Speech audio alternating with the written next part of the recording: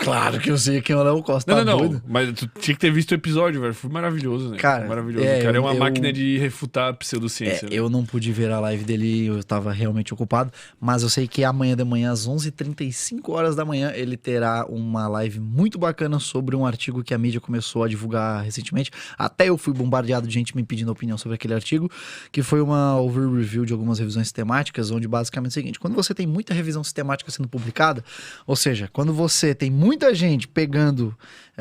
aqui a revisão sistemática, só para quem não sabe o que é literalmente, digamos que um grande resumo do que se sabe sobre aquele tema específico. Então, tem 10.000 artigos sobre tratamento para depressão. Aí um cara vai lá e faz uma revisão sistemática. Ele vai lá e mostra o que se construiu de evidência ao longo do tempo e o que se recomenda ou não, o que funciona ou não. E aí, geralmente, eles vão lá e colocam algum método quantitativo para fazer as contas e bater se de fato tem evidência ou não, qual é a qualidade dessas evidências e tal, né? Que aí são as meta-análises. E aí, uma overview é basicamente o seguinte: tem muita revisão sistemática agora, então vamos revisar as revisões e ver o que de fato diz sobre o tema, né? E aí saiu uma revisão onde supostamente, então, exercício físico é melhor para depressão do que medicamento, do que tratamento. Caralho, isso é recente. É super recente, se eu não me engano, saiu mês passado. E o artigo nem fala sobre isso. Como assim? Eles nem estudam exatamente isso, mas uma frase tirada de contexto do artigo para o título das manchetes saiu como: exercício físico é mais eficaz para a depressão do que antidepressivo, do que terapia, enfim. Mas aí, analisando o estudo, tu chega a que conclusão? A que conclusão que exercício físico é um excelente complemento no processo de reabilitação do sujeito. Mas é melhor? Claro que não. Pelo menos você não tem evidência. Mas isso não te disso. irrita, cara? Isso irrita, óbvio. Isso deixa a gente puto, porque, por exemplo, existe um cara que todo podcast que eu vou agora, eu sempre tô falando do trabalho dele, eu não sei como é que ele não foi no Flow ainda, sei lá, não veio aqui, que é o Igor Act. Ele é um nutricionista especialista em revisões sistemáticas, o cara é muito bom de meta-análise, muito bom de dado quantitativo. E o trabalho dele é literalmente ser bombardeado de pessoas perguntando: o famosinho da medicina não sei quem falou isso, o famosinho da nutrição não sei lá quem falou isso. E o trabalho do cara é pegar as referências dessa galera e mostrar matematicamente que tá errado.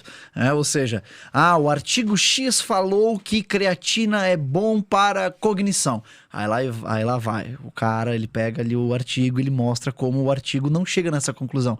O autor pode até escrever na conclusão: creatina é bom para cognição, para memória, pedir e pororó.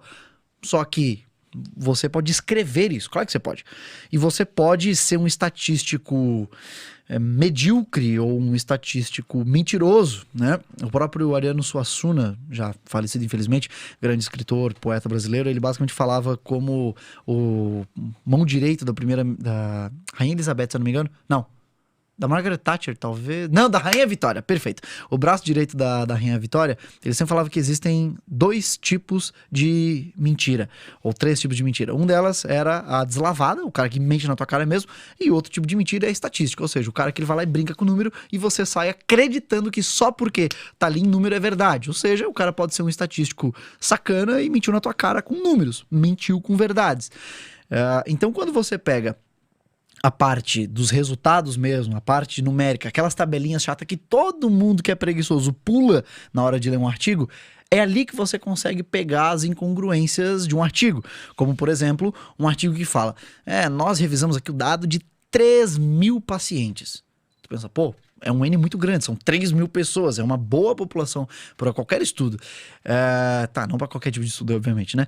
Agora, e se você chegar lá na tabela e tem, na verdade, sei lá, 10 artigos só que, na verdade, cada um deles tem uma população, sei lá, de 200 pessoas, e, na real, o autor só ficou repetindo o mesmo artigo várias vezes na tabela.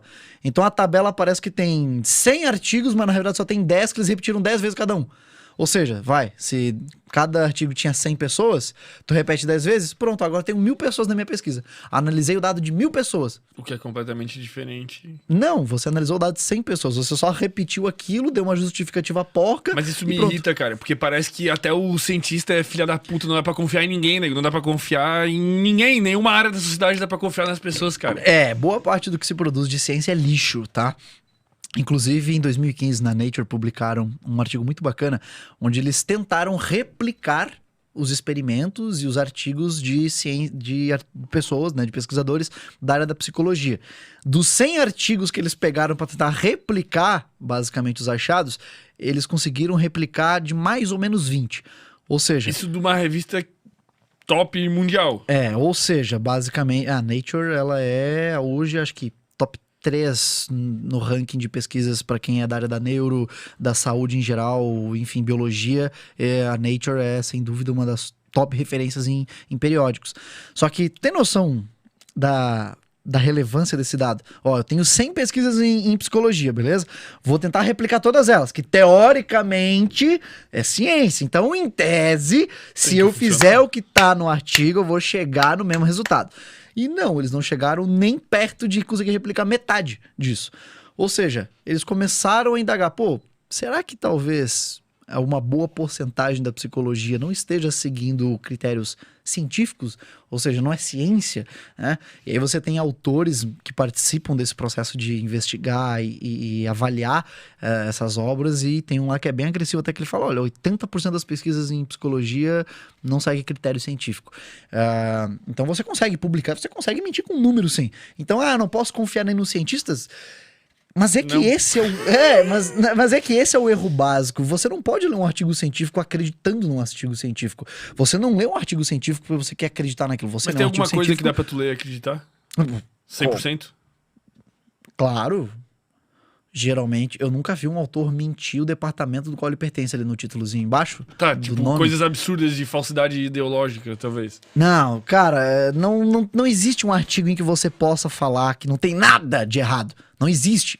Porque todo artigo vai ter algum viés. Tem uma limitação e tal. Sim, isso é prática na ciência. Por quê? Porque se não tem nenhum erro, não é possível de estar errado, não tem nada para ser corrigido, nada para ser melhorado, então não é ciência, pô, é uma religião.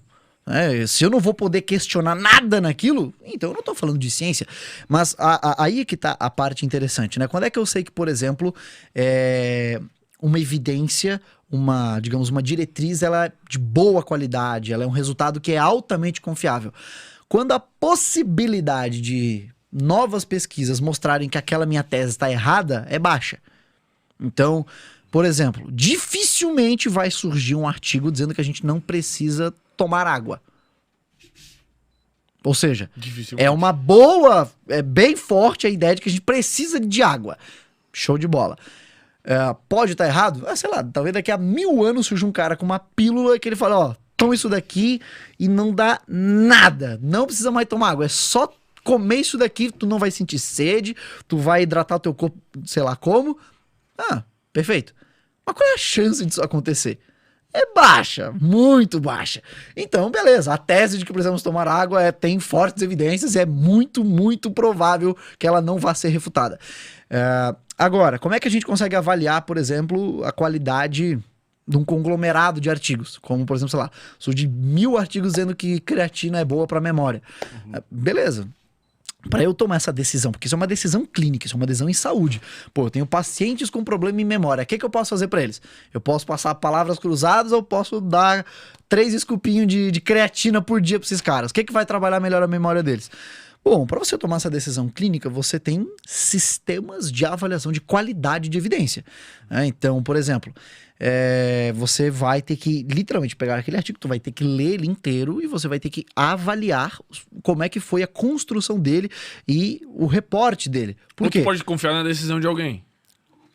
Ou você pode só fechar o olho, o ouvido e tchau. Porque tipo, sei lá, um CRM da vida não tem, tipo, diretrizes de tratamentos para pacientes. Não quer dizer que elas estejam certas, mas aí entra um outro assunto um pouco mais complicado também, que é o seguinte.